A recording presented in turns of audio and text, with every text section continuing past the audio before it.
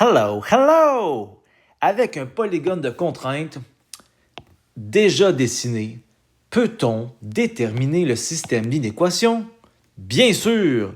Il faut trouver l'équation de ça pour en réalité me dire hey, comment on fait pour trouver cette zone de recherche-là? Première étape. En fait, moi, je travaille beaucoup avec la forme canonique.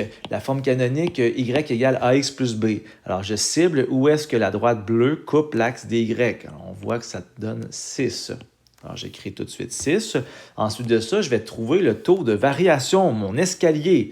Alors, je prends 2 points. J'ai pris ces 2 points-là que j'ai déjà mis en évidence. Et là, ensuite, je fais mon escalier. Descend de 6, tasse de 10.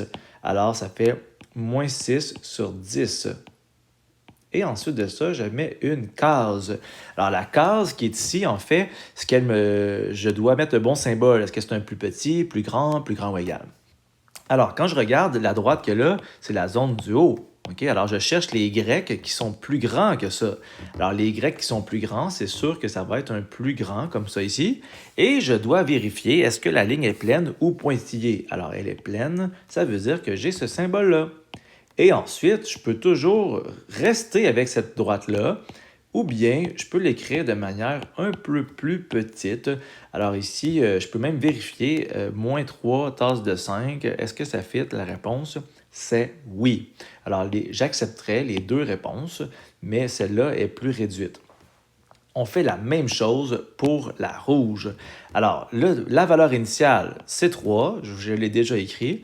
Et ensuite de ça, il reste mon escalier. Alors, l'escalier, il faut trouver 2 points flush avec des nombres entiers. Je les ai mis en évidence.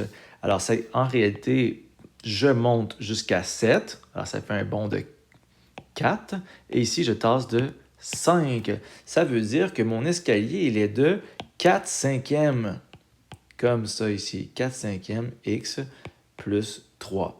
Et ensuite de ça, je dois mettre ma petite case, comme ça ici, et vérifier, est-ce que c'est la droite en bas, est-ce que c'est la zone en bas ou la zone en haut? Alors, je cherche les Y qui sont plus petits que la droite. Plus petit, la zone du bas. Alors, c'est un plus petit. Et puisque la droite, elle est pointillée, bien, il n'y a pas de égal ici. Là, c'est vraiment ce symbole-là. D'accord? Alors, on a déjà nos deux inéquations qui forment ce graphique. Alors, on a la bleue, comme ça ici, de même, et on a la rouge, comme ça.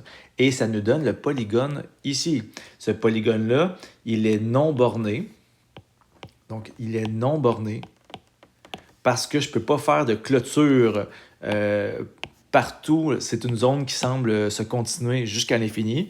Et on va dire que c'est ouvert également, parce que en fait, il y a des lignes pointillées. Alors, si jamais c'était 2 lignes pleines, comme ça ici, 2 lignes pleines, j'aurais dit fermé à la place. Ça aurait été fermé.